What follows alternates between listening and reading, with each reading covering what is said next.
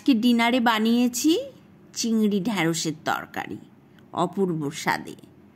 আমি চিংড়ি মাছ আলাদা ভেজে নিয়েছি, তেল দিয়ে দিলাম, তেল গরম হয়ে যাবার পর পেঁয়াজ দিয়ে দিলাম।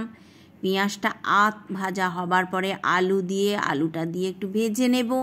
ভেজে নেবার পর একটু জিরে বাটা দেবো। জিরে বাটাটা একটু পরিমাণটা বেশি দিতে হবে। আর কাঁচা লঙ্কা, রসুন, পরিমাণ মতন হলুদ দিয়ে বেশ করে কষিয়ে নেব। কষিয়ে নেবার পরে ঢ্যাঁড়সগুলো আর চিংড়ি মাছগুলো আমি দিয়ে দেব। আর আমার চিংড়ি মাছ তো 2-3 দিনের বলে মাথাগুলো ছেড়ে গেছে।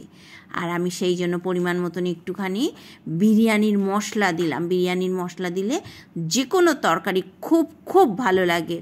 স্বাদ মতো লবণ দিয়ে ফুটন্ত গরম জল দিয়ে গ্যাসটাকে সিম করে দিয়েছি। আমার তরকারি একদম শুকনো শুকনো মাখা মাখা হয়েছে, দুর্দান্ত খেতে হয়েছে। বাড়িতে কিন্তু এইভাবে অবশ্যই ট্রাই করবেন আর সাবস্ক্রাইব করার